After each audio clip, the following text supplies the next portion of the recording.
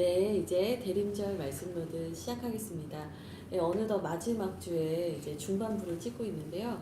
이틀 남았습니다. 여러분 끝까지 완주하셔서 하나님께도 기쁨이 되시고 또 주하길교회 성도님들은 특별 에디션 또 선물도 받아가시면 좋겠습니다.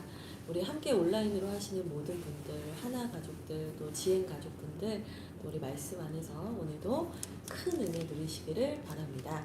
네, 제가 기도하고 시작하겠습니다. 하나님 고맙습니다. 오늘도 주님의 말씀 앞에 섭니다. 하나님께서 들려주시는 그 음성 들으며 저희들의 영혼이 더욱더 살찌는 그러한 대림절 기간이 되게 하여 주시옵소서.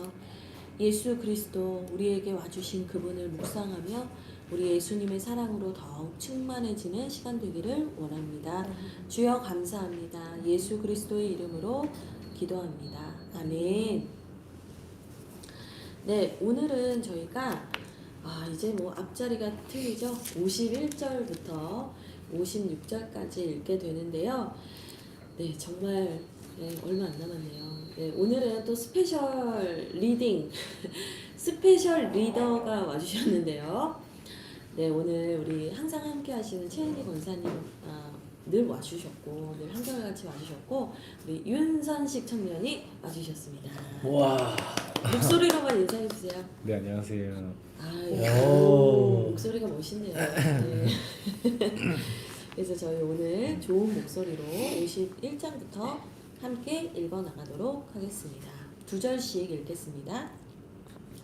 의를 따르며 여호와를 찾아 구하는 너희는 내게 들을지어다. 너희를 떠낸 반석과 너희를 파낸 묵묵한 구덩이를 생각하여 보라. 너희의 조상 아브라함과 너희를 낳은 사라를 생각하여 보라. 아브라함이 혼자 있을 때 내가 그를 부르고 그에게 복을 주어 창성하게 하였느니라. 나 여호와가 시온의 모든 황폐한 곳들을 위로하여 그 사막을 에덴 같게 그 광야를 여호와의 동산 같게 하였나니 그 가운데 기뻐함과 즐거움과 감사함과 청하는 소리가 있으리라. 내 백성이여 내게 주의하라. 내 나라여 내게 귀를 기울이라. 이는 율법이 내게서부터 나갈 것임이라. 내가 내 공의를 만민의 빛으로 세우리라. 내 공의가 가깝고 내 구원이 나갔은즉 내 팔이 만민을 심판하리니 섬들이 나를 앙망하여 내 팔에 의지하리라. 너희는 하늘로 눈을 들며 그 아래의 땅을 살피라. 하늘이 연기같이 사라지고 땅이 옷같이 헤어지며 거기에 사는 자들이 하루살이같이 죽으려니와 나의 구원은 영원히 있고 나의 공의는 폐하여지지 아니하리라. 의를 아는 자들아, 마음에 내 율법이 있는 백성들아, 너희는 내게 듣고 그들의 비방을 두려워하지 말라. 그들의 비방에 놀라지 말라. 옷같이 좀이 그들을 먹을 것이며 양털같이 좀벌레가 그들을 먹을 것이나 나의 공의는 영원히 있겠고 나의 구원은 세세에 미치리라. 여호와의 팔이여 깨소서 깨소서 능력을 베푸소서. 옛날 내 시대에 깨신 것 같이 하소서. 라합을 점이시고 용을 찌르신 이가 어찌 주가 아니시며 바다를 넓고 깊은 물에 말리시고 바다 깊은 곳에 길을 내어 구속받은 자들을 건너게 하시니가 어찌 주가 아니시니까. 여호와께 구속받은 자들이 돌아와 노래하며 시온으로 돌아오니 영원한 기쁨이 그들의 머리 위에 있고 슬픔과 탄식이 달아나리이다. 이르시되 너희를 위로하는 자는 나 곧 나이니라. 너는 어떠한 자이기에 죽을 사람을 두려워하며 풀같이 될 사람의 아들을 두려워하느냐. 하늘을 펴고 땅의 기초를 정하고 너를 지은 자 여호와를 어찌하여 잊어버렸느냐. 너를 멸하려고 준비하는 저 학대자의 분노를 어찌하여 항상 종일 두려워하느냐. 학대자의 분노가 어디 있느냐. 결박된 포로가 속히 놓을 것이니 죽지도 아니할 것이요 구덩이로 내려가지도 아니할 것이며 그 양식이 부족하지도 아니하리라. 나는 내 하나님 여호와라. 바다를 휘저어서 그 물결을 뒤흔들게 하는 자이니 그의 이름은 만군의 여호와니라. 내가 내 말을 내 입에 두고 내 손 그늘로 너를 덮었나니 이는 내가 하늘을 펴며 땅의 기초를 정하며 시온에게 이르기를 너는 내 백성이라 말하기 위함이니라. 여호와의 손에서 그의 분노의 잔을 마신 예루살렘이여 깰지어다 깰지어다 일어설지어다. 네가 이미 비틀거름치게 하는 큰 잔을 마셔 다 비웠도다. 내가 낳은 모든 아들 중에 너를 인도할 자가 없고 내가 양육한 모든 아들 중에 그 손으로 너를 이끌 자도 없도다. 이 두 가지 일이 내게 닥쳤으니 누가 너를 위하여 슬퍼하랴 곧 황폐와 멸망이요 기근과 칼이라 누가 너를 위로하랴 내 아들들이 곤비하여 그물에 걸린 양양같이 온 거리 모퉁이에 누웠으니 그들에게 여호와의 분노와 내 하나님의 견책이 가득하도다. 그러므로 너 공고하며 포도주가 아니라도 취한 자야 이 말을 들으라. 내 주 여호와여 그 백성의 억울함을 풀어주시는 내 하나님이 이같이 말씀하시되 보라 내가 비틀거림치게 하는 잔 곧 나의 분노의 큰 잔을 내 손에서 거두어 내가 다시는 마시지 못하게 하고 그 잔을 너를 괴롭게 하던 자들의 손에 두리라. 그들은 일찍이 내게 이르기를 엎드리라 우리가 넘어가리라 하던 자들이라. 널 넘어가려는 그들에게 내가 내 허리를 땅과 같게 길거리와 같게 하였느니라 하시니라. 아멘. 네, 51장은 표제어를 보시면 위로의 말씀이다 이렇게 되어 있어요. 그래서 하나님께서 하나님의 백성을 이제 그 심판 이후에 구원하시는데 이 구원은 그냥 이례적인 구원이 아니다. 영원한 구원이다라는 것을 계속 강조해서 말씀을 하십니다. 특별히 이 영원한 구원이 어떠한 모습인가를 설명을 해주시는데요. 먼저 1절에 보시면 의를 따르며 여호와를 찾아 구하는 너희는 이렇게 얘기를 합니다. 그러니까 결국에는 회개하고 돌이켜서 하나님을 찾고 하나님 앞으로 나온 자들에게 하나님께서 이 영원한 구원을 약속해 주신다라고 얘기를 하시면서 2절에 보면 우리가 너무나 잘 알고 있는 아브라함과 사라가 언급이 돼요. 그래서 하나님께서 이 창세기 12장 1절에서 3절 아브라함을 부르셨던 이 부르심의 말씀이 있잖아요. 내가 너를 창대하게 하겠다. 내가 너에게 복을 주겠다. 내가 너를 복의 근원이 되게 하겠다. 이 말씀을 주셨는데 아브라함에게 주셨던 그 복을 이제는 너희에게 주신다는 거예요. 이 아브라함한테 주신 복이 뭐냐? 영원한 언약이거든요. 그래서 우리에게도 다시 이 아브라함의 복이 아브라함에게 주셨던 그 언약이 회복되는구나 이제 알 수 있습니다. 그리고 또 3절에 보니까요. 이번에는 에덴이라는 곳이 나오고 또 여호와의 동산이라는 단어가 나오죠. 이게 뭐냐? 창조 때 하나님께서 만드셨던 그 에덴 동산, 여호와의 동산과 같은 그 풍성함과 아름다움이 다시 너희에게 회복될 거다. 이 얘기인 거예요. 그러니까 시간 순으로요. 이게 특징이 보이는데 점점 거슬러 올라가는 거예요. 예. 아브라함 때까지 거슬러 갔다가 또 창조하시던 그때까지 이제 회복이 된다라고 얘기를 해주시는 거죠. 이제 거슬러 올라가요. 그래서 결국에는 이제 우리가 이런 얘기를 많이 해요. 하나님께서 우리를 창조하셨던 그 모습 그대로 회복하시옵소서. 우리에게 하나님의 형상을 회복하옵소서. 이런 얘기를 많이 하는데 하나님의 이 마지막 구원, 영원한 구원은 창조 때의 모습을 다시 회복하는 것이다 라는 얘기를 하고 있습니다. 그러니 6절에 보시면 나의 구원은 영원히 있고 나의 공의는 폐하여지지 아니하리라 라고 얘기를 합니다. 또 8절에 똑같은 말이 거의 반복이 되죠. 나의 공의는 영원히 있겠고 나의 구원은 세세에 미치리라. 그러니까 하나님께서 계속 말씀해 주시는 거예요. 나의 구원은 영원해. 나의 구원은 변하지 않는다. 너희는 염려하지 말라는 거죠. 근데 이제 이때 당시에 사람들이 이 구원의 말씀을 들었음에도 불구하고 불안하고 두려운 상황들이 있었던 것 같아요. 또 이제 말씀을 읽다 보면 7절에 보시면 너희는 내게 듣고 그들의 비방을 두려워하지 말라. 그들의 비방에 놀라지 말라. 이렇게 나와 있거든요. 그러니까 뭔가 하나님의 구원 약속을 받은 이 하나님의 백성들에게 당시에 막 조롱하고 비방하는 사람들이 있었던 것 같아요. 그러니까 계속 약속은 너무 감사한데 이 상황에 내가 두려워 떨게 되고 자꾸 하나님의 약속을 잊어버리게 되는 일들이 있었던 거죠. 그러니까 하나님께서 12절을 보시면 사람을 두려워하며 풀같이 될 사람의 아들을 두려워하느냐 이렇게 얘기를 하시는 거예요. 두려워하지 말라는 거예요. 13절에도 왜 어찌하여 너희가 항상 종일 두려워하느냐라고 얘기를 해요. 그러니까 두려워하지 말라는 거예요. 하나님의 약속을 들어야지 너희가 그 약속에 집중해야지 왜 자꾸 사람들의 말에 너희들의 마음이 요동치냐라는 거죠. 그러니까 하나님의 약속은 절대로 변하지 않으니까 너희는 두려워하지 말아라 얘기를 합니다. 그러면서 이 구원을 약속하시는 분이 누구냐? 13절에 보시면 하늘을 펴고 땅의 기초를 정하고 너를 지은 자 여호와다 이렇게 얘기를 하고 있습니다. 또 16절에도 하늘을 펴며 땅의 기초를 정하며 시온에게 이르기를 너는 내 백성이라 말하기 위함이라 이렇게 되어 있는데 이분이 누구시냐? 예, 하나님이시라는 거예요. 그러니까 이 구원의 약속을 주시는 분이 누구신가? 우주의 주인이신 하나님이다.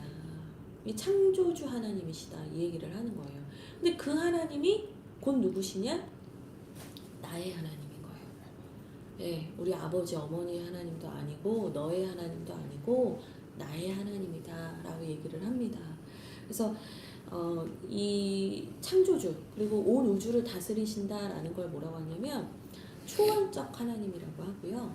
그 하나님이 나를 아시고 내 안에 내주하시고 나와 동행하시고 나를 사랑하신다. 이건 뭐냐? 내재적 하나님이라고 해요. 그러니까 내 안에 계신다 이 말이에요. 그러니까 이게 참 기가 막힌 거예요. 온 우주를 다스리시는 분이 우주의 관점에서 보면 먼지와 같은 나를 아시고 내 안에도 계신대요. 이게 얼마나 말도 안 되는 기적이냐는 거죠. 그러니까 하나님의 구원은 결국에 하나님이 우리 안에 임재하셔서 우리와 동행하시는 삶을 살게 된다는 건데 이게 선지자나 몇몇 특별한 사람만이 아니라 이제는 예수 그리스도를 믿는 모든 사람에게 그리스도의 영이신 성령을 보내심으로 모든 사람이 성전이 되게 하신다는 거예요. 그러니까 우리는 이런 놀라운 은혜를 받은 거예요. 우리가 하루를 살든 한 달을 살든 10년을 살든 100년을 살든 우리에게 주신 가장 큰 복은 우주의 주관자이신 하나님이 내 안에 계신다. 그러니 여러분 내 안에 계신 하나님을 함부로 대하시면 안 되고 소홀히 대하시면 안 되고 와 계신데 무시하고 방 한 구석에 가둬두고 막 내 맘대로 살다가 가끔씩 방 들여다보면 하나님 계시죠? 이렇게 사시면 안 되는 거예요. 네. 그분을 안방을 내어드리고 그분이 거실에 가장 중앙에 앉아 계시고 해야 되는 거죠. 네. 하나님이 우리의 삶에 계신다라는 것은 가장 큰 기쁨입니다. 그리고 그 하나님께서 우리의 중심에 계실 때 어떤 일들이 있는가 11절을 한번 보시면요. 제가 한번 읽어드릴게요. 여호와께 구속받은 자들이 돌아와 노래하며 시온으로 돌아오니 영원한 기쁨이 그들의 머리 위에 있고 슬픔과 탄식이 달아나리이다. 아멘. 그러니까 하나님이 그 중심에 계신 사람은 어떠냐? 영원한 기쁨이 있고 슬픔과 탄식은 달아난다는 거예요. 그게 하나님이 동행하시는 사람의 가장 큰 특징이에요. 이게 종말론적으로 종국에 우리가 가게 되는 하나님 나라에서 경험하게 되는 일들이기도 하지만 하나님 나라가 장소적 개념이 아니에요. 이 앞으로 오늘 읽게 되는 본문에서는 하나님 나라의 개념이 많이 나오는데 하나님의 나라는 우리가 저 멀리 이제 구름 너머에 있는 어떤 하늘인가 이렇게 생각하시면 안 돼요. 하나님의 나라는 뭐냐면 하나님의 통치가 임하는 곳이에요. 그러니까 하나님이 왕 되셔서 하나님의 통치권이 임하는 그 통치권의 그 범주, 그게 하나님 나라예요. 그래서 우리가 하나님 이 땅 가운데 하나님의 나라가 이루어지게 하여 주시옵소서. 이게 뭔가 이단이나 뭐 종말론주의자들이 말하는 것처럼 갑자기 천국이 이 땅 가운데 이렇게 훅 내려오는 게 아니고요. 하나님의 통치가 하나님의 사람들을 통해서 드러나고 증거되는 거예요. 그게 하나님의 나라가 확장되는 거예요. 물론 마지막 때 하나님의 나라에 우리 완전히 가긴 하겠지만 그 전까지는 하나님의 통치를 받는 한 사람을 통해서 그 사람들이 많아지면 많아질수록 하나님의 나라는 확장된다는 거예요. 그러니까 하나님의 통치가 중요합니다. 그래서 그 하나님의 통치가 임하면 오늘 우리는 우리의 삶에서도 하나님의 나라를 경험하는 겁니다.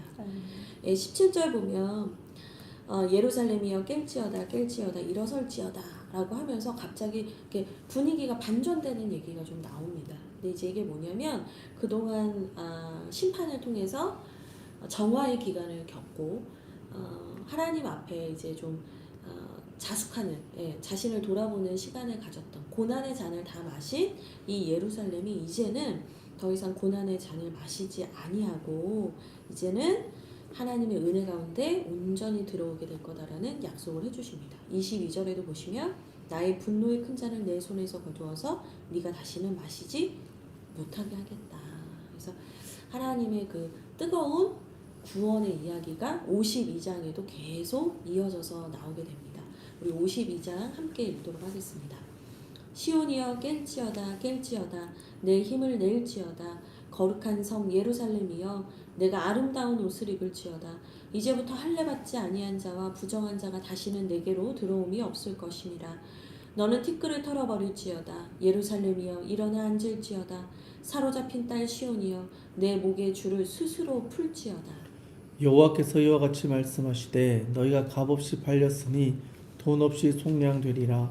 주 여호와께서 이와 같이 말씀하시되 내 백성이 전에 애굽에 내려가서 거기에 거류하였고 아수르인은 공연히 그들을 압박하였도다. 그러므로 이제 여호와께서 말씀하시되 내 백성이 까닭없이 잡혀갔으니 내가 여기서 어떻게 하랴. 여호와께서 말씀하시되 그들을 관할하는 자들이 떠들며 내 이름을 항상 종일토록 더럽히도다. 그러므로 내 백성은 내 이름을 알리라. 그러므로 그 날에는 그들이 이 말을 하는 자가 나인 줄을 알리라. 내가 여기 있느니라. 좋은 소식을 전하며 평화를 공포하며 복된 소식을 가져오며 구원을 공포하며 시온을 향하여 이르기를 내 하나님이 통치하신다 하는 자의 산을 넘는 발이 어찌 그리 아름다운가. 내 파수꾼들의 소리로다. 그들이 소리를 높여 일제히 노래하니 이는 여호와께서 시온으로 돌아오실 때에 그들의 눈이 마주 보리로다. 너희 예루살렘의 황폐한 곳들아 깊은 소리를 내어 함께 노래할지어다. 이는 여호와께서 그의 백성을 위로하셨고 예루살렘을 구속하셨습니다.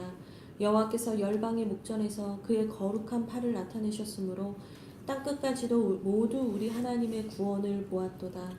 너희는 떠날지어다 떠날지어다 거기서 나오고 부정한 것을 만지지 말지어다.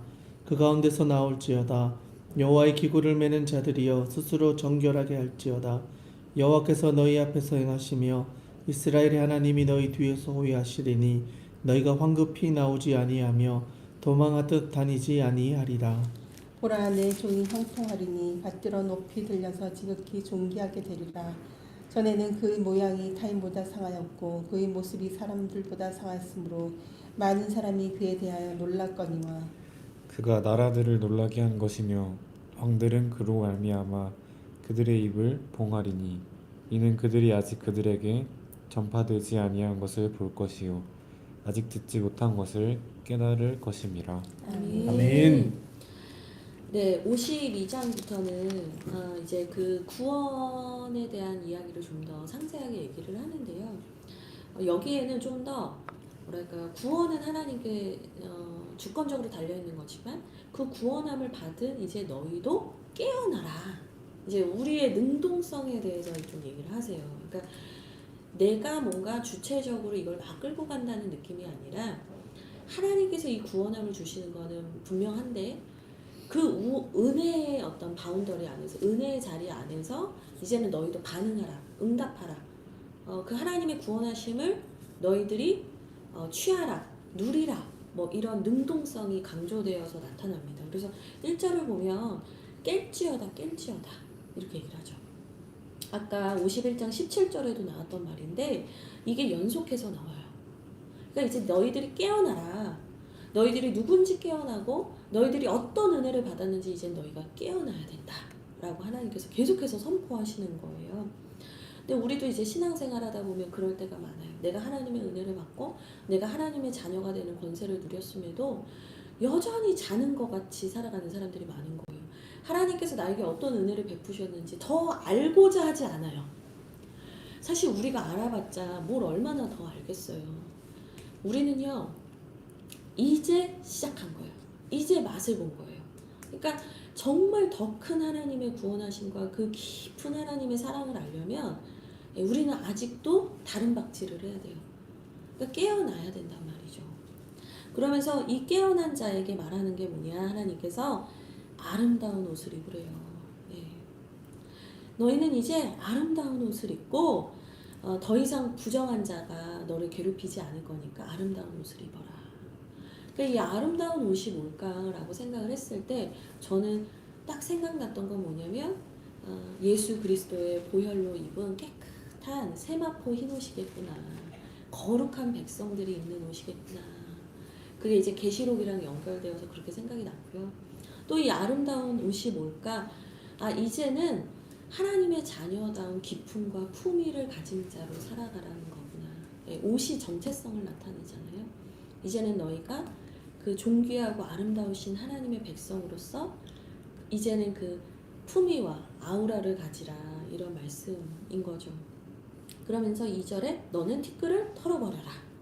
예, 그러니까 옛적 일들은 기억지 말라, 이거예요. 더 이상 옛날 일들에 매여 있지 말라, 이 말입니다. 그러면서 내 목에 걸려 있는 줄을 스스로 풀어라, 이렇게 얘기를 하고 있습니다. 그러니까 이런 거예요. 멍멍이들한테 객끈을 계속 묶어놓으면 이제 나는 줄이 여기밖에 안 돼, 이렇게 알게 되잖아요. 그래서 멍멍이들 산책할 때 항상 주인이 그 개줄을 일정 간격으로만 이렇게 하면은 개들이 줄을 더 풀어도 그 거리로만 걷는다잖아요. 그러니까 뭐냐면 나한테 어떤 그 속박의 줄이 묶여 있으면 어느 순간 그 줄이 풀렸는데도 나는 줄이 묶인 것처럼 걸어가고 살아간단 말이에요.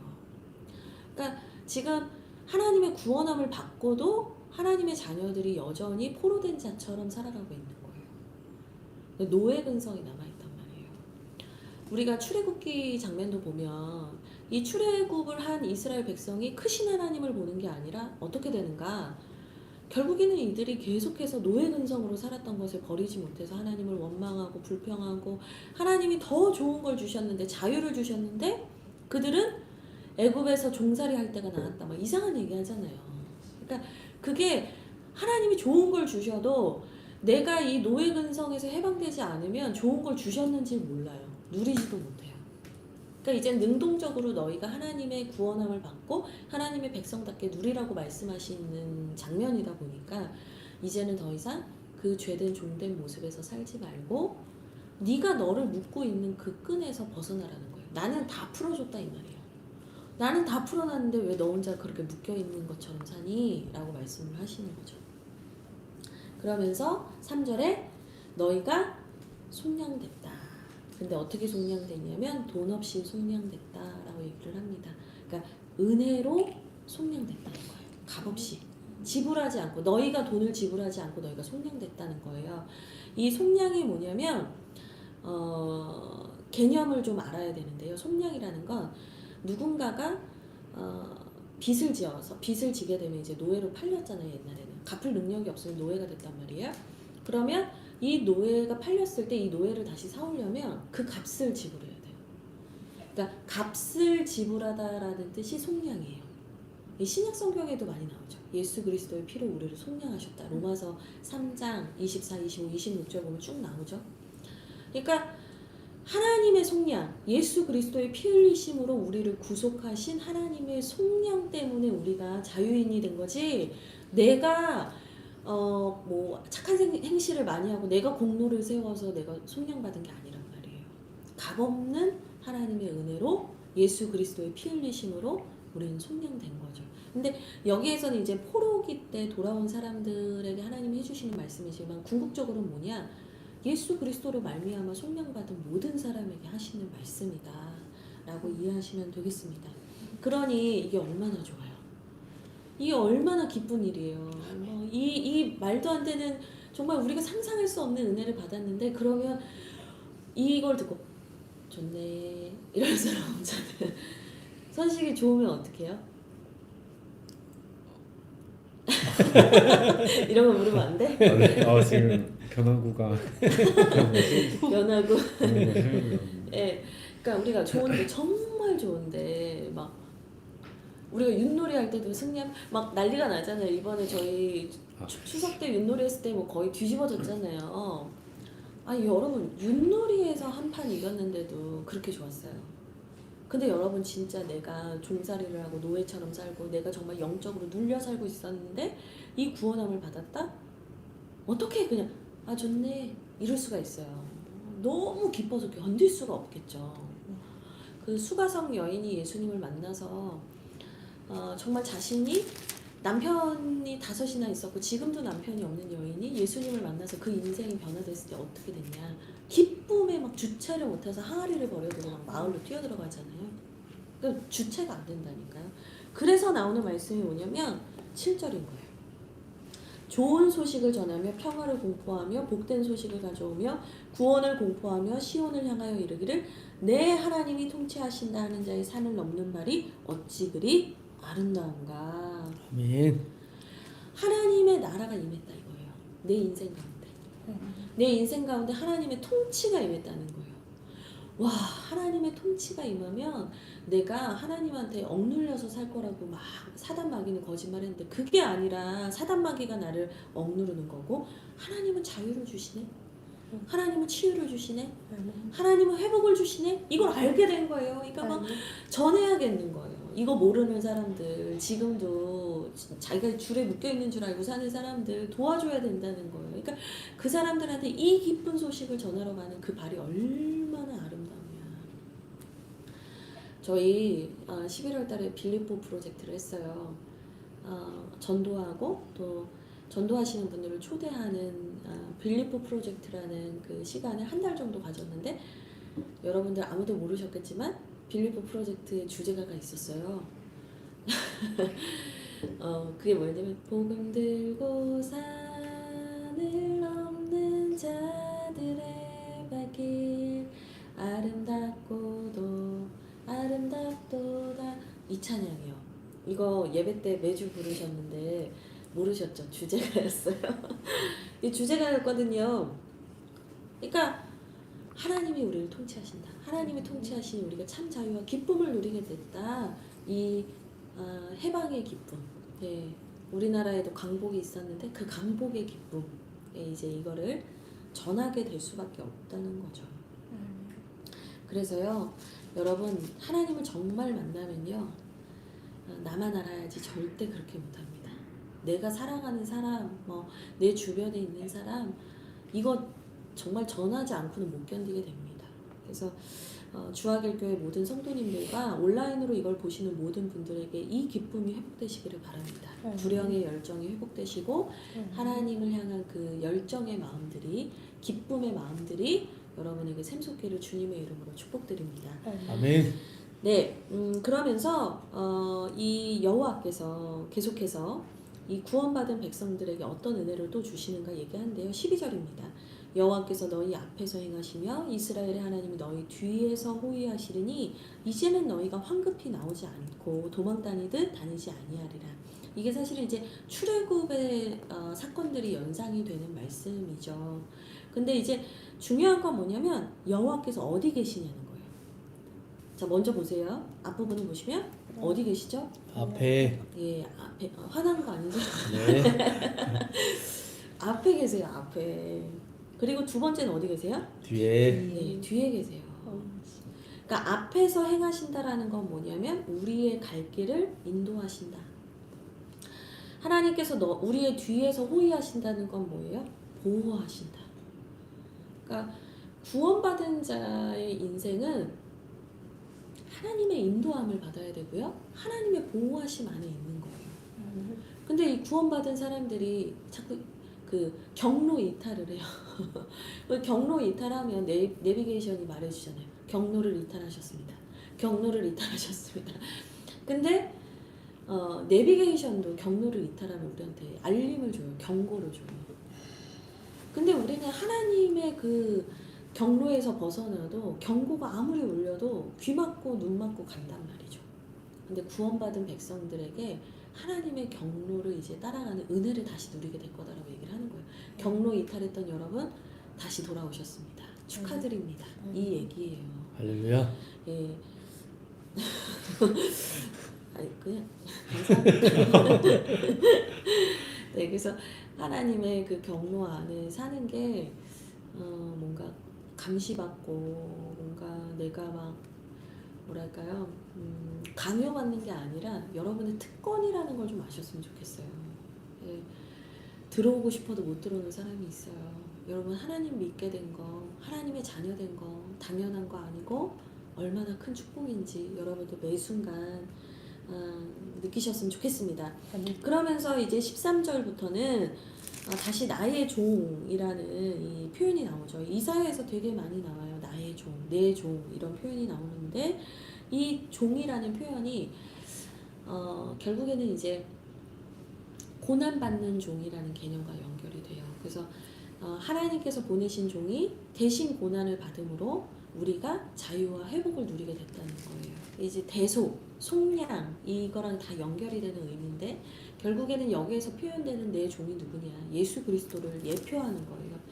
예수님께서 하나님이 보내신 하나님의 종으로서 고난받는 종으로서 우리를 위하여서 대신 피 흘리시고 고난받으셔서 이제는 우리가 회복되었다라는 것을 이제 말씀해 주시는 거죠. 근데 이게 13절부터 해서 53장까지 계속 연결되는 사실은 내용이에요. 이게 장으로는 구분이 되어 있는데 내용적으로는 연결이 되어 있어요. 그래서 여러분들이 이걸 같이 연결해서 보시면 좋을 것 같아요. 먼저 13절을 보면 보라 내 종이 형통하리니 받들어 높이 들려서 지극히 존귀하게 되리라 라고 얘기를 합니다. 그러니까 여기서 형통하리니 이 부분을 뭐라고 하냐면 다른 사본에는 지혜롭게 행하리니 이렇게 되어 있습니다. 그러니까 내 종이 지혜롭게 행함으로 받들어 높이 들려서 존귀하게 될 거다. 이 얘기를 하는데 이 말씀이 어떤 말씀과 연결이 되어 있냐면 다니엘 12장 3절과 연결이 되어 있는 거예요. 지혜 있는 자는 궁창에 별과 같이 빛나게 될 거다. 많은 사람을 옳은 대로 돌아오게 한 자는 궁창에 별과 같이 빛나게 될 거다. 이 말씀이랑 연결이 되어 있는 거예요. 그래서 예수 그리스도께서 많은 사람의 생명을 살리심으로 지혜롭게 행하심으로 예수 그리스도가 결국에는 만유의 주로 경배받으실 하나님으로 높임을 받게 된다라는 그 예표가 여기 이제 들어가 있는 겁니다. 그런데 예수님께서 많은 사람을 살리심으로 이렇게 존귀하게 여김을 받고 하나님으로 영광 받으시게 될 텐데 그 전에 과정적으로는 어떤 일들을 겪냐? 고난을 겪는다는 거예요. 그래서 14절을 보면 그의 모양이 타인보다 상하였고 그의 모습이 사람들보다 상하였다. 그러니까 그분께서 십자가를 지게 되실 거라는 거를 이제 말해주고 있는 거고요. 그래서 53장부터는 사실 이제 본격적으로 예수님 낮아지시고 심지어 죽기까지 하심으로 음부에까지 가심으로 우리를 구원하셔서 다시 높아지신 그 예수 그리스도에 대한 얘기가 53장에 더 자세히 나옵니다. 특별히 이 고난받는 종, 이 13절에서 15절에 뭐라고 하냐면 지혜 기독론이라고 합니다. 그래서 이 어려운 말이다, 너무 모르겠다 그러면 그냥 넘어가셔도 되는데요.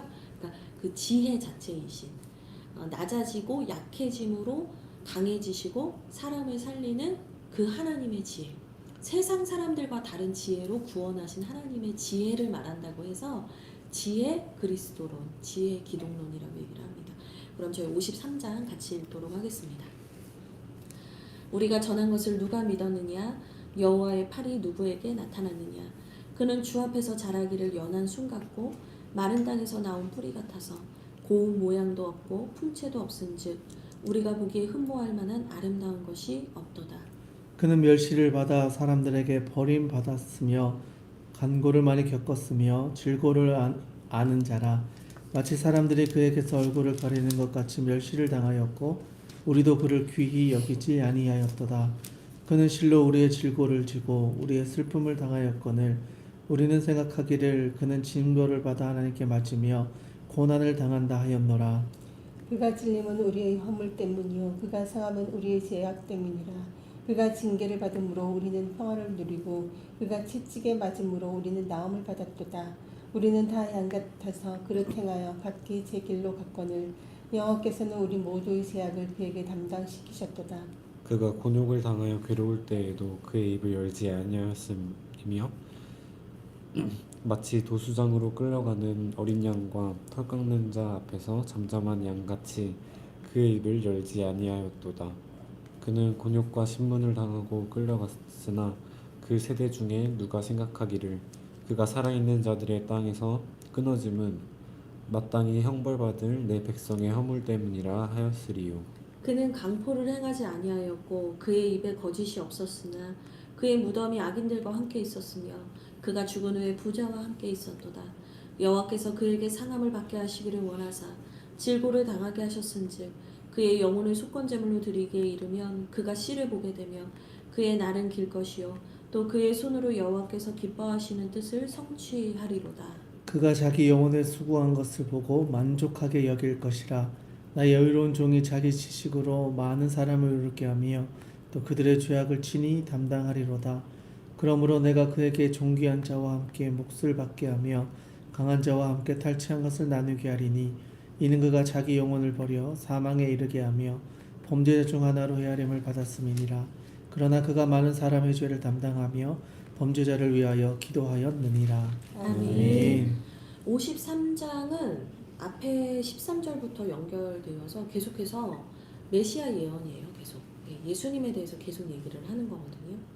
그러니까 그가 도대체 그가 누구냐? 그가 누구냐면 예수 그리스도예요. 우리에게 보내주실 하나님의 메시아 구원자 예수 그리스도예요. 그래서 그 사마리아에서 전도를 한 빌립이 성령의 인도하심을 받아서 이제 광야로 가잖아요. 그래서 거기에서 에디오피아 내시를 만난단 말이에요. 근데 이 에디오피아 내시가 이사야 말씀을 읽고 있었어요. 이 말씀을 읽고 있었어요. 근데 도대체 그가 누구지? 이러고 있었어요. 근데 빌립이 너 이거 알아듣냐? 너 이거 지금 이해하고 있냐? 라고 물어보죠. 그랬더니 나 모르겠다. 도대체 이게 누구냐? 그랬더니 이제 빌립이 그 마차에 함께 붙어서 그가 누구인지를 얘기를 해주게 됩니다. 그러니까 결국에 뭐냐면 계속 사람들은 도대체 이 이사야서를 읽으면서 도대체 그가 누굴까라는 궁금증을 가지고 살았을 거예요. 근데 이 그가 누구였냐면 결국에 하나님의 아들이신 예수 그리스도, 우리를 구원하시기 위해 오시는 그분이었다라는 거죠. 그래서 2절을 먼저 보시면 그는 어떤 분이었는가? 연한 순 같고 마른 땅에서 나온 뿌리 같아서, 근데 이게 뿌리라고 되어 있는 사본도 있고 줄기 같아서 라고 되어 있기도 합니다. 고운 모양도 없고 풍채도 없고 우리가 보기에 흠모할 만한 아름다운 것이 없다라고 얘기를 해요. 그러니까 예수님께서 이 땅에 오셨는데 뭐 왕족의 집안에서 태어나시거나 뭐 요셉도 왕족의 집안이긴 했었죠. 근데 뭐 당시에 헤롯 왕이 있었으니까 뭐 그런 왕궁에서 태어난 사람이 아니었고 또 다 갖춰진 어른의 모습으로 온 것도 아니었고 가장 무력한 모습인 아기의 모습으로 오셔서 말구유에 놓이셨잖아요. 그러니까 사람이 볼 때는 외적으로는 사실은 뭐 남들이 매력을 느끼거나 우리의 메시아면 좋겠어라고 느낄 만한 게 하나도 없었다는 거예요. 아니 저 아기가 우리의 메시아라고? 이렇게 생각할 정도였다는 거죠. 그런데 그는 아름다움, 어떤 흠모할 만한 아름다운 것이 없었음에도 불구하고 동방박사나 또 목자들은 그분이 하나님이 보내신 메시아라는 것을 알고 경배했었죠. 그러니까 알 사람들은 알 수밖에 없고 하나님이 이제 해주신 거예요. 3절을 보면 그 예수님은 멸시를 받았고 사람들에게 버림을 받았고 강고를 겪었고 질고를 아는 자였다라고 얘기를 합니다. 그러니까 그분은 항상 멸시를 받았고 우리도 그분을 귀히 여기지 않았대요. 그러니까 예수님께서 그런 평범한 아기의 모습으로 오셔서 자라고 또 사람이 되어서도 목수로 사셨고 그리고 공생애를 시작할 때는 종교 지도자들에게 미움을 받았고 멸시를 받았고 미친놈이라는 얘기까지 들었고 그 나사렛 고향에서는 예수님을 더 인정할 수 없어서 낭떠러지까지 막 절벽으로 막 떨어뜨리려고 했었고 아무도 그 예수님을 귀하게 여기지 않았다는 거예요. 제대로 알려고 하지도 않았다는 거예요. 4절을 보면 그는 실로 우리의 질고를 지고 우리의 슬픔을 당하였다. 그러니까 그분이 왜 그런 멸시를 받았는가 보니까 우리가 받을 걸 대신 지셨다는 거예요. 근데 우리는 생각하기를 뭐라고 생각했냐면 그는 징벌을 받아 하나님께 맞으며 고난을 당한다고 생각했대요. 그러니까 예수님이 그 멸시와 조롱 천대를 당하신 건 나 때문에 내가 받을 걸 그분이 받으신 건데 사람들은 아유 저 사람이 뭐 죄를 져서 그렇지라고 생각을 했다는 거예요. 그러니까 그분이 받는 고난의 의미를 그 당시에 있던 수많은 사람들이 이해를 못했대요. 제자들도 몰랐잖아요. 3년 동안 예수님과 합숙 훈련을 했던 제자들도 몰랐는데 하물며 어떻게 무리가 알았겠어요. 5절은 너무 중요한 말씀인데 여러분 이건 암송 구절입니다. 저는 이 말씀으로 항상 이제 기도하는데요. 능력이 있는 참 말씀입니다. 우리 5절 말씀 함께 읽겠습니다. 시작. 그가 찔림은 우리의 허물 때문이요 그가 상함은 우리의 죄악 때문이라. 그가 징계를 받음으로 우리는 평화를 누리고 그가 채찍에 맞음으로 우리는 나음을 받았도다. 아멘. 그러니까 하나님께 죄가 있어서 매를 맞으신 게 아니라는 거예요. 그럼 왜 맞았냐? 도대체 그분이 왜 멸시천대 맞고 왜 매까지 맞고 왜 그분이 십자가에서 죽었는가?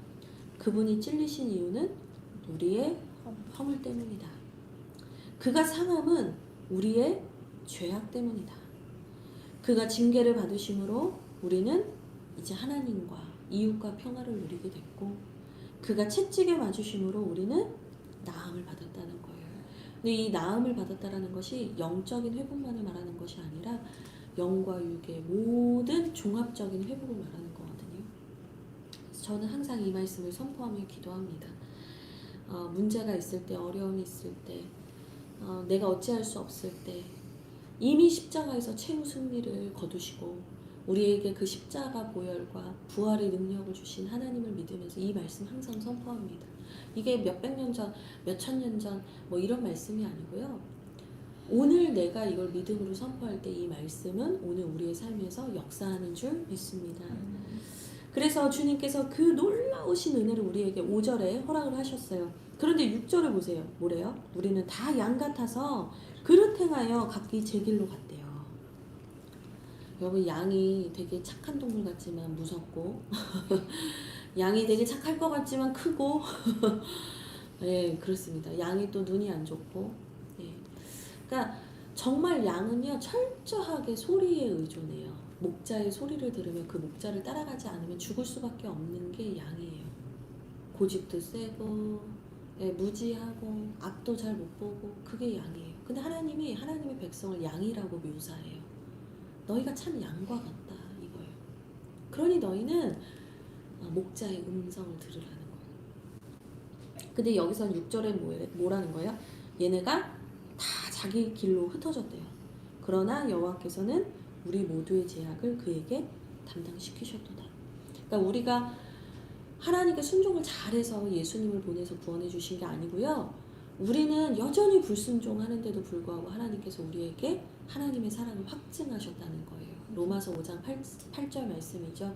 우리가 아직 죄인 되었을 때 하나님께서 그리스도를 통하여 우리를 향하신 사랑을 확증해 주셨잖아요. 그렇죠? 그래서 7절 그가 곤욕을 당하여 괴로울 때 그는 입을 열지 않았어요. 도수장으로 끌려가는 어린 양과 털 깎는 자 앞에서 잠잠한 양같이 아무 말도 하지 않았대요. 침묵했어요. 십자가에서 실제로 그랬잖아요. 네가 하나님의 아들이면 내려와 봐라. 너부터 스스로 구원해 봐라. 그런데 주님께서 아무 말씀 안 하셨다고요. 8절 곤욕과 신문을 당하고 끌려갔어요. 근데 그 모든 게 다 결국엔 백성의 허물 때문이었다라는 거죠. 9절에 그분은 죄를 지은 적이 없었대요. 그런데 그분은 악인들과 함께 있었다. 십자가 좌우편에 죄인들과 함께 매달리셨는데 예수님이 그들과 함께 매달릴 이유가 뭐가 있었겠어요? 근데 여러분 십자가 좌우편에 있었던 죄인 중에 한 사람은 저를 낙원에 가실 때 데려가달라. 저를 이제 불쌍히 여겨달라고 이제 호소를 하죠. 마지막 돌이킴을 한 거예요. 그러니까 네가 진실로 나와 함께 낙원에 가리라. 주님이 구원의 약속을 해주세요. 그러니까 그 좌우편에 있는 사람이 우리 인간 실존을 보여주는 것 같아요.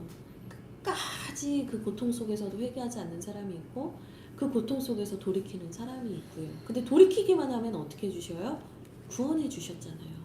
어쨌든 주님이 그 악인들과 함께 계셨다.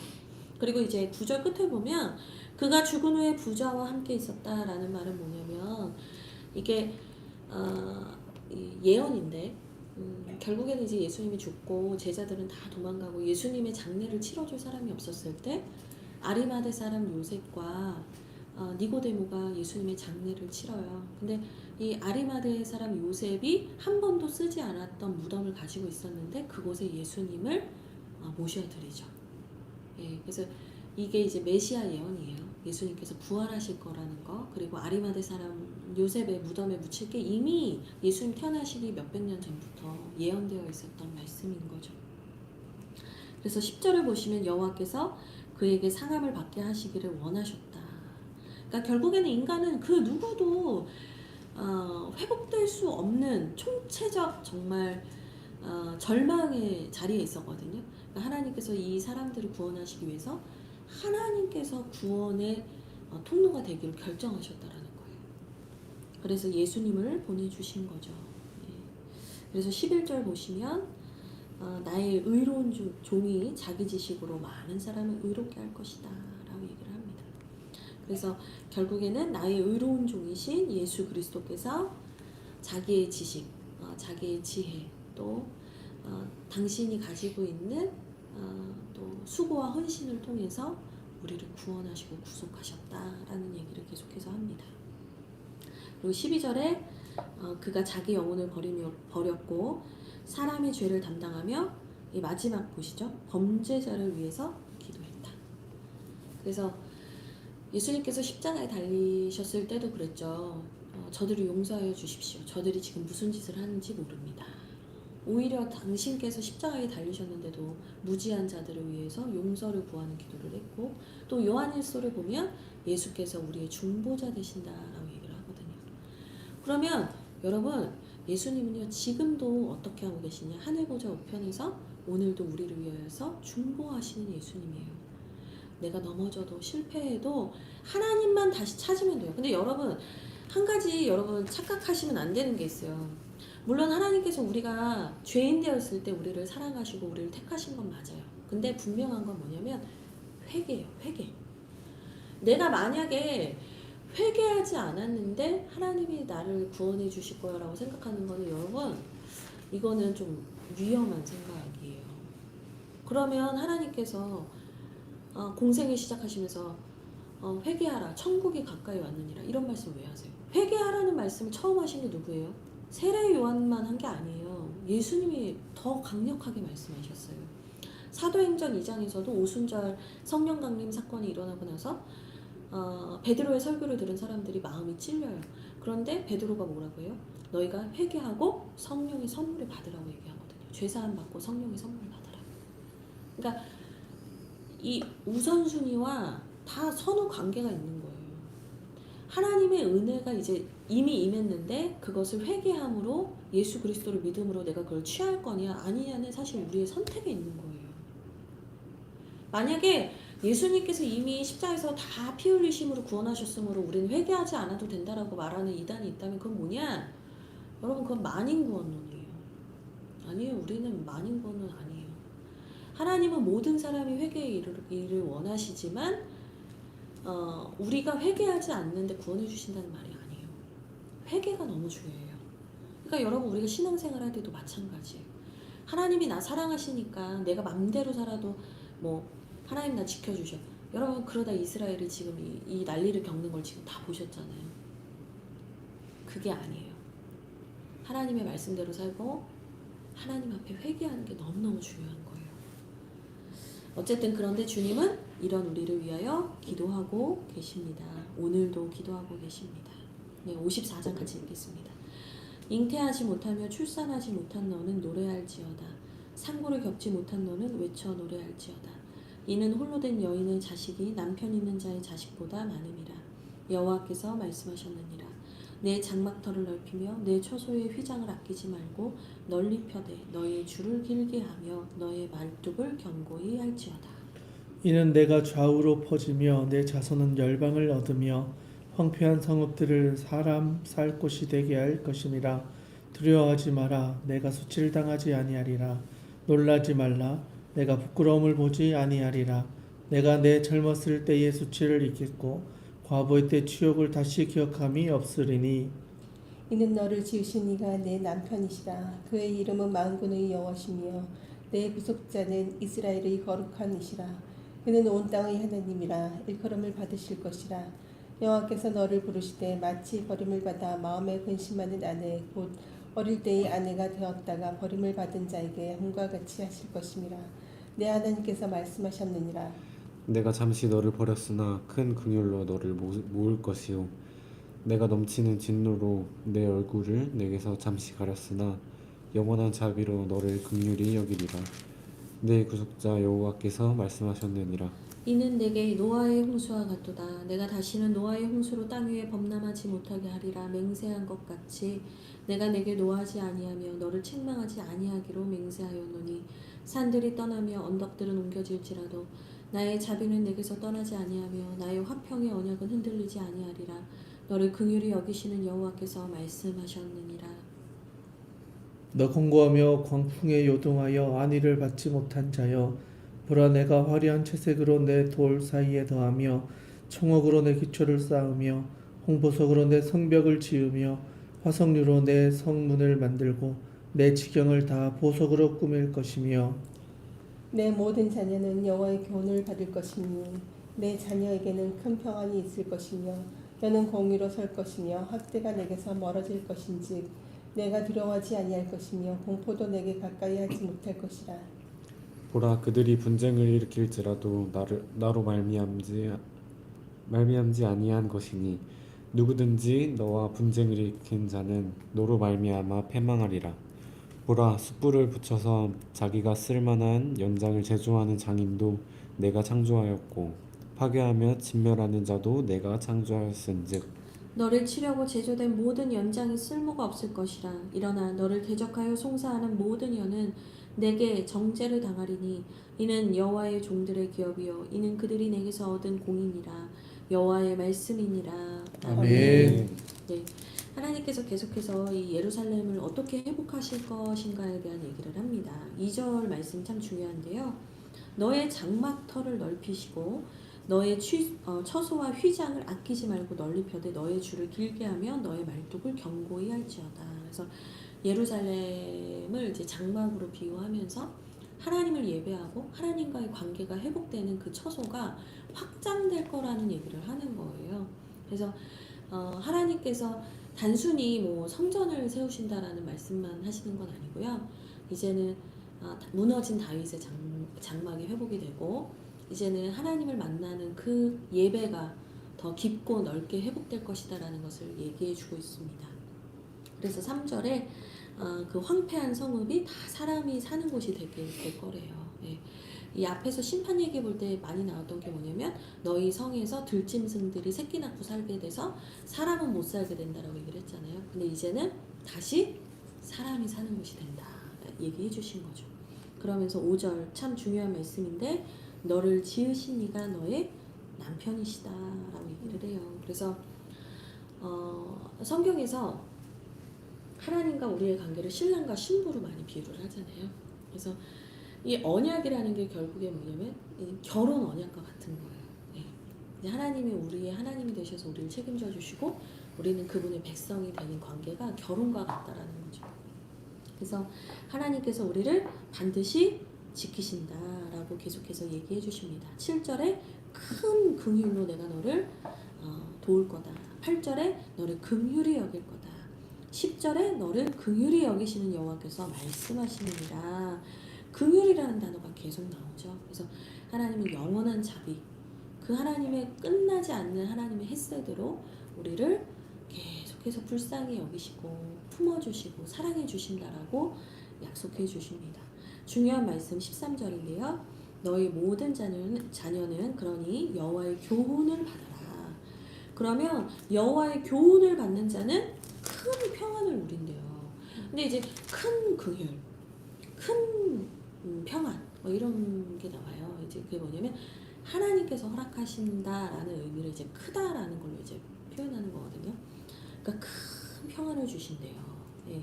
그래서 다른 사본을 보니까 13절에 여호와의 교훈을 받아라 이게 여호와의 제자가 될 것이다 라고 표현이 되더라고요. 그래서 이게 아까 53장에 나오는 11절 나의 의로운 종이 자기 지식으로 많은 사람을 의롭게 한다. 이게 이제 의의 교사 기독론이라고 하는데 예수님이 우리의 의의 교사가 되신다 이 말이에요. 근데 그 예수님의 교훈을 받을 때 예수님의 제자가 된다라는 이 말씀을 구약적으로 표현을 한 겁니다.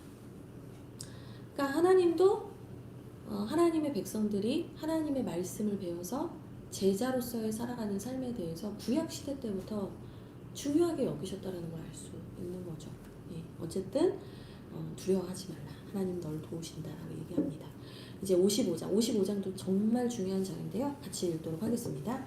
오라 너희 목마른 자들아 물로 나오라 돈 없는 자도 오라 너희는 와서 사 먹되 돈 없이 값없이 와서 포도주와 젖을 사라. 너희가 어찌하여 양식이 아닌 것을 위하여 은을 달아주며 배부르게 하지 못할 것을 위하여 수고하느냐. 내게 듣고 들을지어다. 그리하면 너희가 좋은 것을 먹을 것이며 너희 자신들이 기름진 것으로 즐거움을 얻으리라. 너희는 귀를 기울이고 내게로 나와 들으라. 그리하면 너희의 영혼이 살리라. 내가 너희를 위하여 영원한 언약을 맺으리니 곧 다윗에게 허락한 확실한 은혜이니라. 보라 내가 그를 만민에게 증인으로 세웠고 만민의 인도자와 명령자로 삼았나니 보라 내가 알지 못하는 나라를 내가 부를 것이며 너를 알지 못하는 나라가 내게로 달려올 것을 여호와 내 하나님 곧 이스라엘의 거룩하신 이로 말미암으리라. 이는 그가 너를 영화롭게 하였느니라. 너희는 여호와를 만날 만한 때에 찾으라. 가까이 계실 때에 그를 부르라. 악인은 그의 길을 불의한 자는 그의 생각을 버리고 여호와께 돌아오라.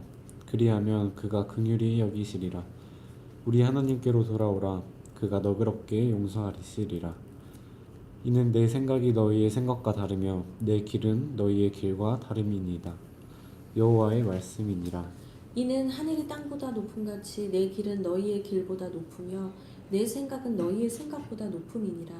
이는 비와 눈이 하늘로부터 내려서 그리로 되돌아가지 아니하고 땅을 적셔서 소출이 나게 하며 싹이 나게 하여 파종하는 자에게 종자를 주며 먹는 자에게는 양식을 준과 같이 내 입에서 나가는 말도 이와 같이 헛되이 내게로 돌아오지 아니하고 나의 기뻐하는 뜻을 이루며 내가 보낸 일에 형통함이니라. 너희는 기쁨으로 나아가며 평안히 인도함을 받을 것이요 산들과 언덕들이 너희 앞에서 노래를 바라고 들의 모든 나무가 손뼉을 칠 것이며 잣나무는 가시나무를 대신하여 나며 화석류는 찔레를 대신하여 날 것이라.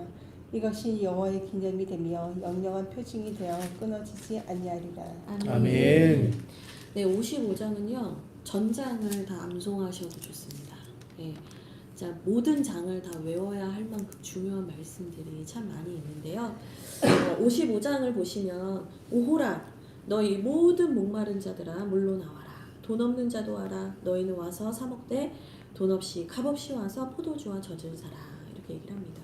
그러니까 그동안 하나님을 떠나서 기아 상태에 있었던 정말 죽은 것과 다름없었던 그 모든 영혼들에게 하나님께서 이제 잔치가 열렸다. 이제 하나님의 신원의 날과 회복의 날이 임했다. 하나님의 나라가 이 땅에 왔다. 그러니 너희는 와서 오늘 왜 이러시나요? 잠깐만 저 이렇게 맥락이 끊기면 갑자기 제가 정지돼. 잠깐만. 그러니까 잔치가 열렸다. 네. 그러니까 너희가 이 잔치에 와서 마음껏 누리라는 거예요. 너희의 조건 상관없다. 너희가 누구든 상관없다. 너희가 뭘 가지지 못했든 뭐 다 상관없다. 그냥 갈급한 사람, 정말 목말라서 그 은혜가 필요한 사람 다 와라. 내가 다 살려준다. 아멘. 그래서 예수님이 요한복음에서 내 배에서 생수의 강이 넘쳐 흐르리라 이 말씀하셨는데 그게 이 예언 말씀의 성취죠. 그리고 요한복음 4장에서 수가성 여인에게 나는 다시는 마르지 아니하는 물을 줄 거다. 내가 누군지 알았다라면 나에게 그 물을 구하였을 텐데 그 얘기 하시는데 그게 뭐예요? 이 영원히 마르지 않는 영혼을 소생케 하는 생수를 주신다라는 거예요. 그러니까 제가 예전에 그런 설교한 적이 있는데 한번 찾아보셔도 될 것 같아요. 제 유튜브 오셔도 보실 수 있는데 목이 마를 땐 생수. 네, 우리 지금 최병환 목사님 생수병 떨어뜨리셨어요. 목이 많이 마르신 거. 목이 마를 땐 생수, 네, 영혼이 마를 땐 예수. 그래서 예수의 물숫자를 써서 설교를 한 적이 있었어요. 근데 결국에는 우리 영혼의 갈급함은 예수님밖에 채울 수 없는 거예요. 네, 예수님만이 마르지 않는 생수로 우리를 살아나게 하십니다. 그러면서 2절에 너희가 어찌하여 양식이 아닌 것을 위하여 은을 달아주니 그러니까 왜 양식이 아닌 것을 위해 돈을 쓰냐? 배부르게 하지 못할 것을 위하여 왜 수고하냐? 그러니까 헛된 것을 위해서 너희가 왜 이렇게 너희의 에너지와 수고를 하고 있냐? 그런 것들은 절대로 너를 배부르게 못한다. 그런 것들은 절대 너를 채워주지 못한다. 너희 지금까지 경험해오지 않았니? 왜 근데 그걸 못 놓느냐라고 얘기를 하는 거예요. 그러면서 내게 듣고 들어라. 그러니까 이게 53장 11절이랑 54장 13절이랑 다 연결이 되는 거예요. 나에게 배워라.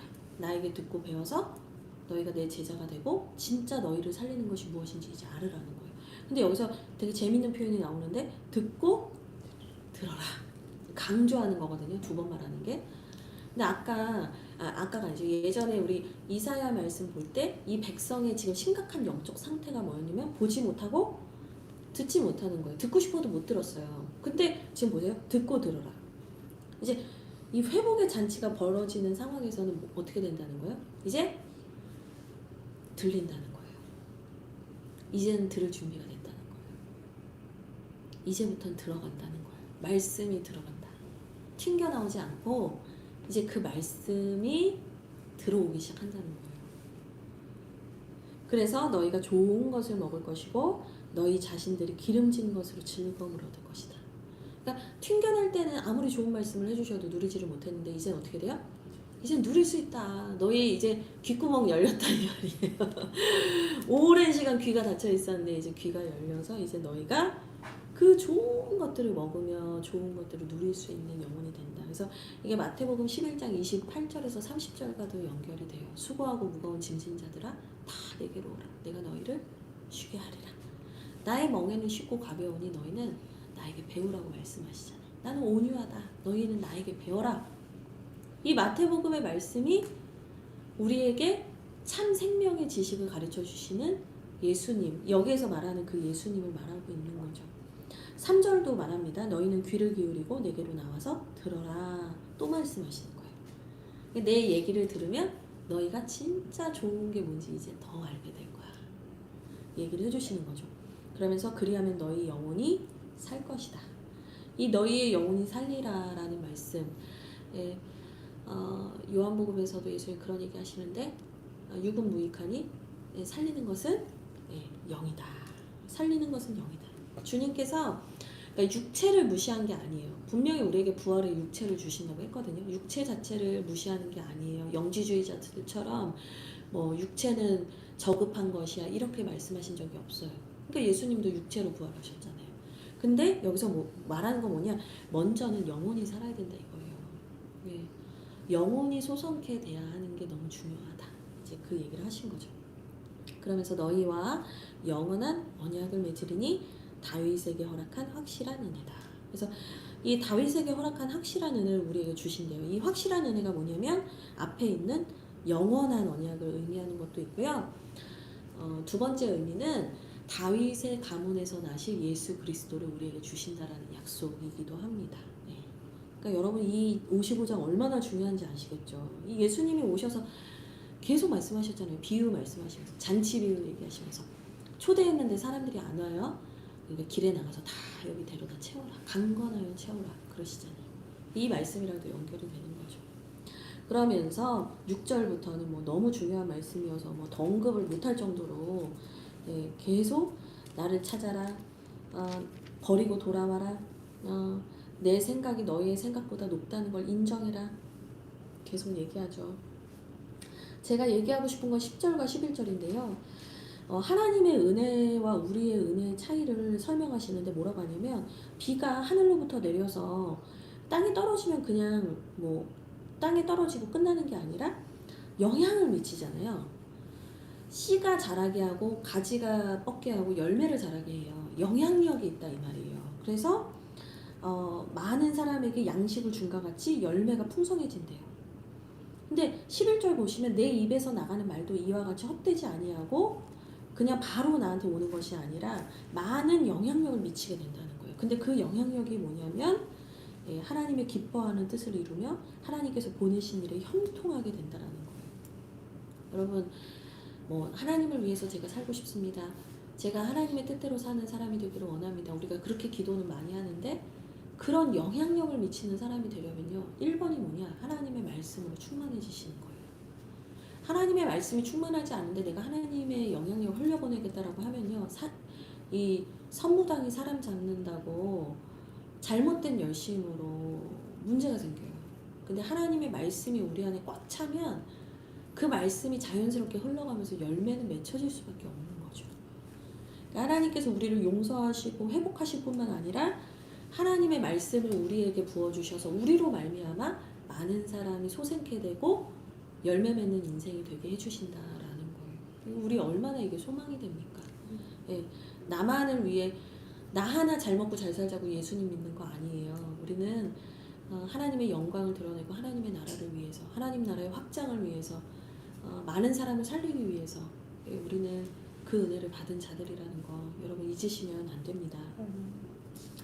네, 이제 56장 마지막 장 읽겠습니다. 짧아서요. 네, 이제 다 왔습니다.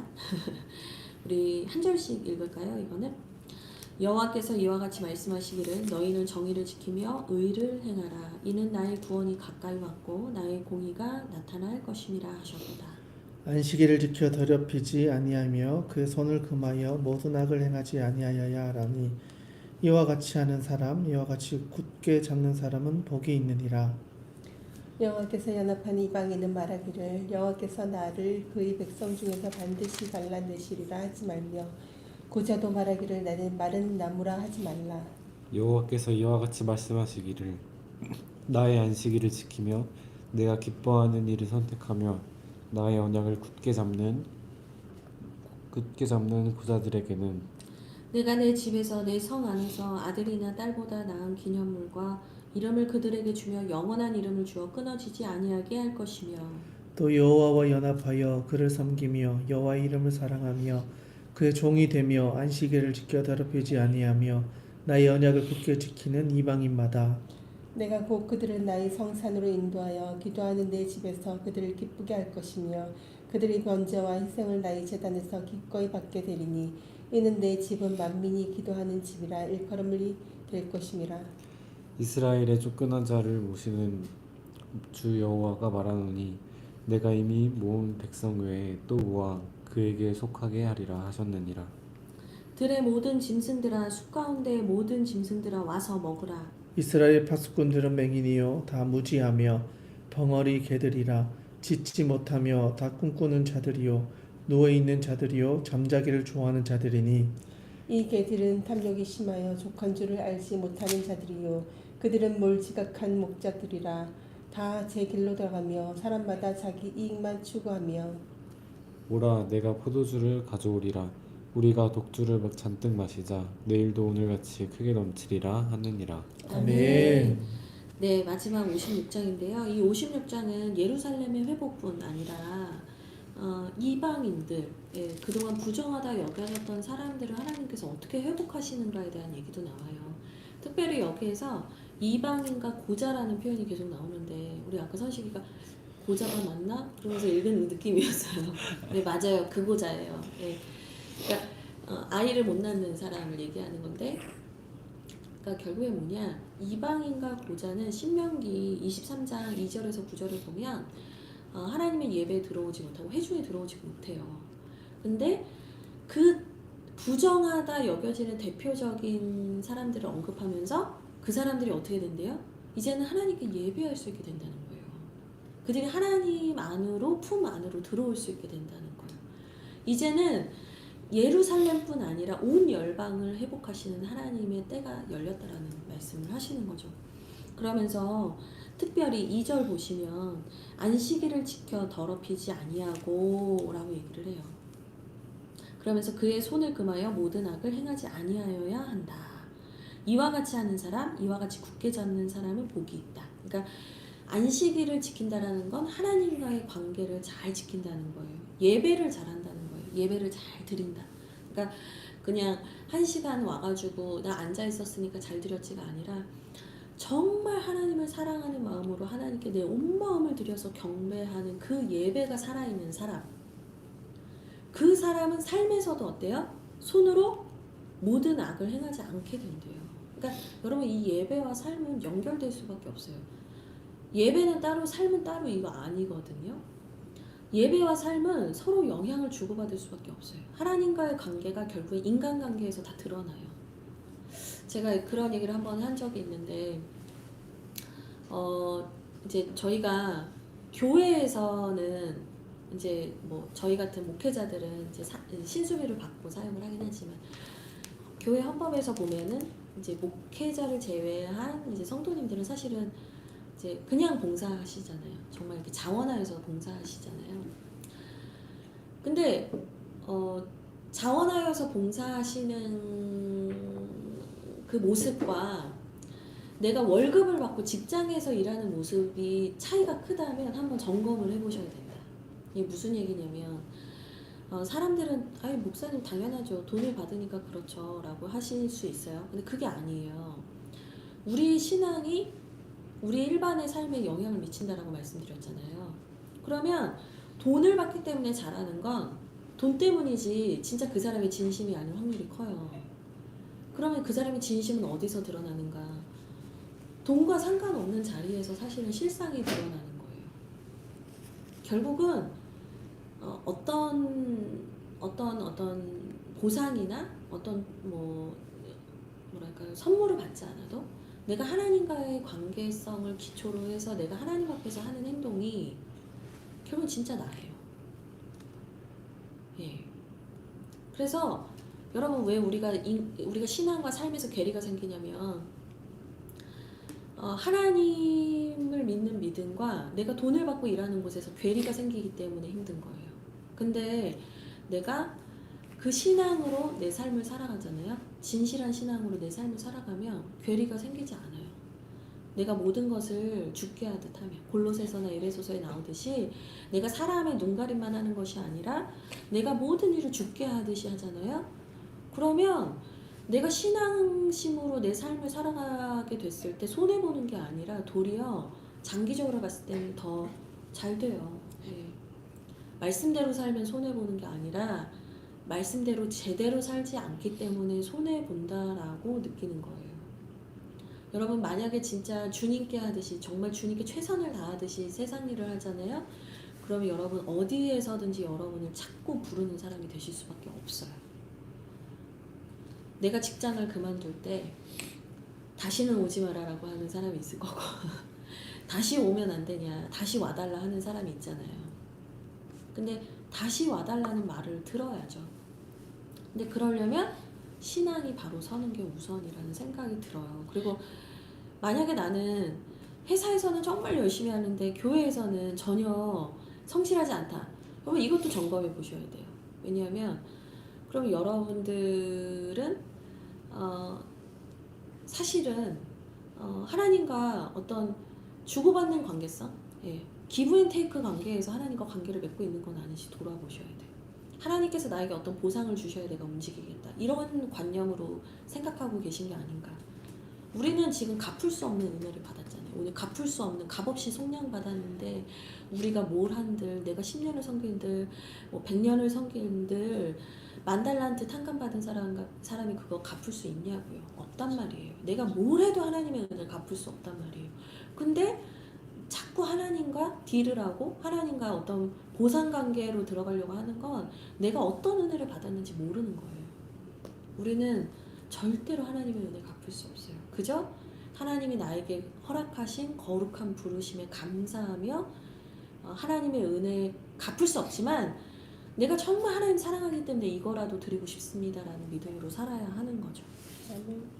어쨌든 이방인들도 이렇게 살아가면 하나님께서 은혜를 주신다라고 합니다. 3절에 정말 중요한 말씀이 있는데 같이 읽겠습니다. 시작. 여호와께 연합한 이방인은 말하기를 여호와께서 나를 그의 백성 중에서 반드시 갈라내시리라 하지 말며 고자도 말하기를 나는 마른 나무라 하지 말라. 아멘. 중요한 게 뭐예요? 여호와께 연합한 사람이 누구든 이제는 너가 마른 나무가 아니라 생명의 나무가 될 거다. 여호와께 연합한 게 중요한 거예요. 내가 하나님의 선민 백성이지가 중요한 게 아니라 내가 하나님께 붙어 있느냐가 중요한 거예요. 여기 이방인과 고자에다 여러분 이름 넣으셔서 한번 읽어보셔요.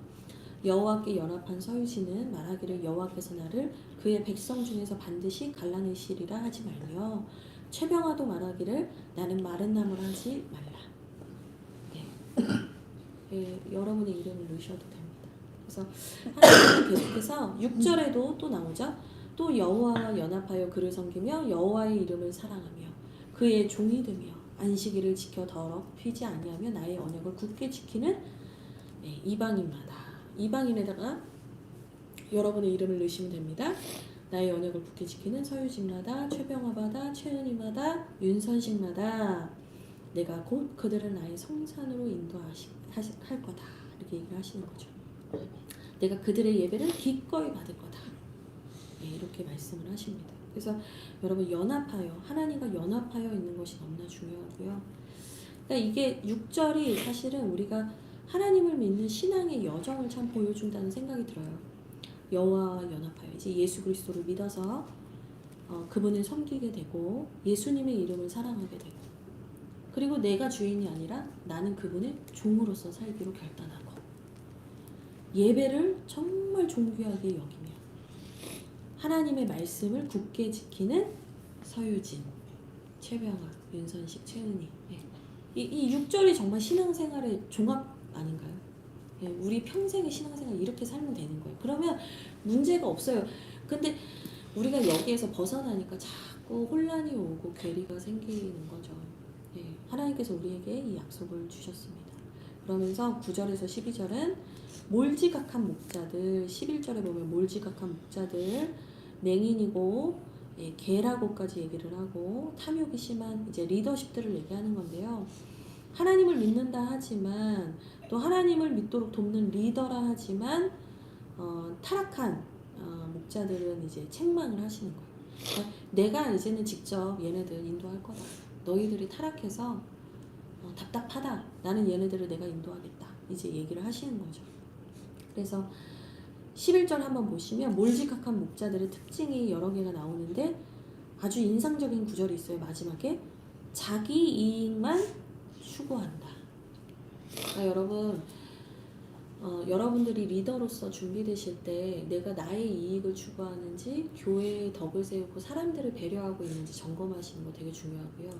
또 여러분들께서 뭐 우리 교회를 안 다니시는 분들도 계시고 뭐 저희도 뭐 항상 뭐 이렇게 항상 조심해야겠습니다만 이 목사님이 좋은 목사님인가 아닌가 여러분들이 분별하실 때 지켜보세요. 뭘 지켜보냐? 이분이 나한테 잘해주냐 아니냐를 보실 게 아니라 이분이 자기의 유익을 구하는 분인가 아닌가를 보시면 돼요. 여러분 자꾸 내 마음에 들고 나에게 잘해주냐 아니냐로 목회자나 리더십을 판단하시면 안 돼요. 왜냐하면 목회자들이나 리더십들은 일반 멤버십들이 보지 못하는 영역들을 보고 있어요. 전체가 어떻게 돌아가는지 보고 있고 공동체 안에 어떤 문제들이 있는가를 다 얘기해주지 못하는데 그걸 다 보고 있어요. 그러니까 목회자들은 한 사람에게 특정한 사람에게 잘해줄 수 없어요. 전체가 차별 없이 균등하게 선하게 가는 길로 갈 수밖에 없어요. 그러니까 여러분들 보실 때 누가 나한테 잘해주냐 나한테 잘해주면 좋은 목사님 이 구조 이제 탈피하셔야 돼요. 정말 이분이 자기 유익을 구하지 않고 교회의 덕을 세우고 하나님의 사람들을 세워가고 있는가 이걸 보시면 돼요. 근데 그렇게 하고 계신다? 그럼 여러분 그분은 믿을 만한 분이에요. 네. 근데 2단 보세요. 다 어떻게 해요? 다 자기의 유익을 구하지 뭐. 네. 그쵸? 그러니까 자기의 유익을 구하냐 아니냐 그거 보시면 됩니다. 그래서 오늘 여기까지 다 말씀드렸습니다. 정리하면 오늘 회복의 말씀이었는데요. 회복의 말씀이 선포돼도 우리는 주변 사람들의 말 때문에 두려워하고 염려합니다. 그러나 하나님께서 말씀하시길 두려워하지 마라. 온 우주의 주관자인 내가 분명히 말한다. 내 회복은 영원하다. 그러니 너희는 내가 베푼 잔치에 와서 먹고 마시고 누려라. 더 이상 노예 근성으로 살지 마라. 죄에 묶였던 사람처럼 살지 마라. 이제는 하나님의 은혜를 마음껏 누리고 이제는 그 은혜를 전하는 사람이 되어라. 얘기하시면서 특별히 우리의 의의 교사가 되신 예수 그리스도께 이제는 배워라. 그래서 그분의 말씀을 배움으로 그분의 제자가 되고 이제는 여호와와 연합한 자가 되어서 하나님을 사랑하고 예배를 드리고 하나님의 영광을 위해서 사는 복된 백성이 되라고 말씀하십니다. 여러분이 그런 여호와와 연합한 사람이 되시기를 주님의 이름으로 축복드립니다. 네. 그럼 여러분 내일 만나고요. 또 기도 꼭 하시고 주무시길 바랍니다. 감사합니다.